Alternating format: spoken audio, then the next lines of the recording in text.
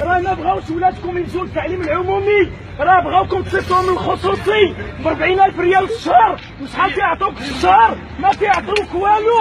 يعني تيحكموا على ولادك باش يكونوا مجرد زبائن ليهم يشريو المنتجات ديالهم ويخدموهم كعبيد.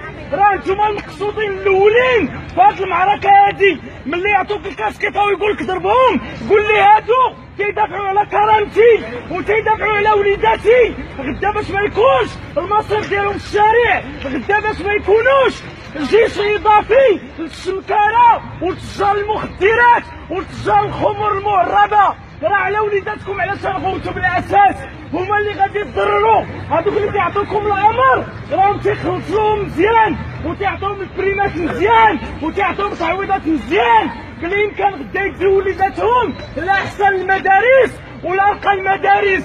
يعني الملف الاساس ديالو ولا الطبقه الشعبيه المهمشه والهامشيه والمفقره تاعنا وتاعكم بالاساس. ملي تبغي تضربني فكر بانني تنطالب بحق ولدك يلقى مقعدو في المدرسه، بانني تنطالب من اجل حق ولدك يلقى تعليم مجاني اللي يلقى بالشخصيه نتاعو، باش غدا ما يستعبدوش، باش غدا ما يدلوش، باش غدا ما يعطوش باكيطه وسرديله ويقول لي يطلع للرباط غوت على شي حاجه ما عرفش على شي غوت كاع. يعني بالاساس هاد المعركه معركتكم، هاد المعركه معركتكم بالاساس. يعني بنادم يفكر شوي لا اكبر ملكه اللي تحت ليه بشكل متساوي بينه وبين الناس كاع، لانك تتقتل حقك في هذه اللحظه التاريخيه الحاسمه.